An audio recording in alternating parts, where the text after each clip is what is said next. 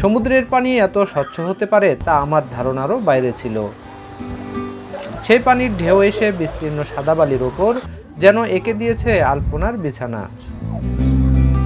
মাঝে মাঝে ছড়িয়ে ছিটিয়ে রয়েছে লাভা থেকে তৈরি হওয়া ব্যাসল্ট, যা এই বীজটিকে দিয়েছে আরেক ধরনের সৌন্দর্য ও ভিন্ন বৈশিষ্ট্য। বন্ধুরা, এটি সেই বিখ্যাত হিয়বজে বীচ। স্বচ্ছ পানি এবং সাদা বালির জন্য এই বীজ বিখ্যাত। তবে যেটি সমস্যা সেটি হলো এখনো গোসল করার সিজন শুরু হয়নি, যে কারণে এখানকার যে গোসলখানাগুলো সেগুলো বন্ধ আছে, যে কারণে গোসল করতে পারলাম না। তবে সবাই গোসল করতে পারছে না দেখে পা ভিজাচ্ছে। দূরে নীল আকাশ, নীল সমুদ্র এবং সমুদ্রের পানি পায়ে আছড়ে পড়া, এগুলোই উপভোগ করছে। সব মিলিয়ে অসাধারণ। এই সাইডে বেশ কিছু হোটেল টোটেল আছে এবং বিচের ধারে যেসব দোকানপাট সেগুলো পুরোপুরি খুলেনি, যে কারণে একটু জনসমাগমও কম। তবে এমনিতেই সব মিলিয়ে চমৎকার।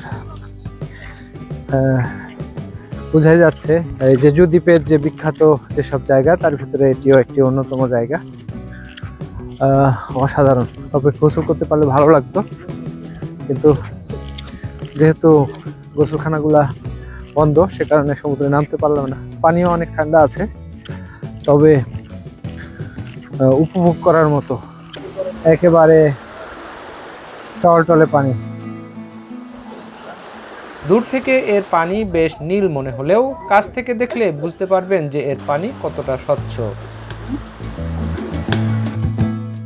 সৈকতের সামনেই যে দ্বীপটি দেখছেন সেটি হলো বিয়ংদো দ্বীপ। এটি এই সৈকতের সৌন্দর্যকে যেন আরো বাড়িয়ে দিয়েছে।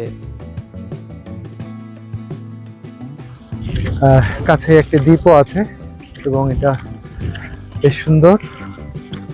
এই দ্বীপে যাওয়ার জন্য আরো উপর দিকে জাহাজের একটি ছোট ছোট জাহাজ আছে, সেগুলো চড়ে দ্বীপে আসতে হবে, আবার এখান থেকে ব্যাক করতে হবে। তো সব মিলিয়ে যারা জেজুদো ঘুরতে আসবেন তাদের জন্য অসাধারণ একটি স্পট। ডিসক্রিপশনে ঠিকানা দেয়া আছে। জেজুদোতে যারা ঘুরতে আসবেন তারা অবশ্যই ঘুরে যাবেন, আশা করি ভালো লাগবে। জেজুদোতে এসে যে জিনিসটি প্রথম চোখে পড়লো, এখানে তাল গাছের মতো এক ধরনের গাছ বিভিন্ন জায়গাতে, বিশেষ করে সমুদ্রের পাশে, রাস্তার পাশে আছে। চ্যাটজিপিটি যেটাকে কোরিয়ার ফ্যান পাম্প বলছে। এই ফ্যান পাম্পগুলো কিন্তু সমুদ্র সৈকতের যে সৌন্দর্য এটাকে অনেক গুণ বাড়িয়ে দিয়েছে। সমুদ্রের পাশ হেঁটে গেলাম এবং উপর দিয়ে একটা রাস্তা করা আছে, পাশ দিয়ে হ্যান্ড পাম্প। অসাধারণ। এই দ্বীপে আসলে এই রাস্তাটা দিয়ে হাঁটবেন, আশা করি ভালো লাগবে। বন্ধুরা, এই জেজুর হিয়বজে বিচ এটি ঘুরলাম, খুব ভালো লাগলো। এবার যাব পরবর্তী ঠিকানায়।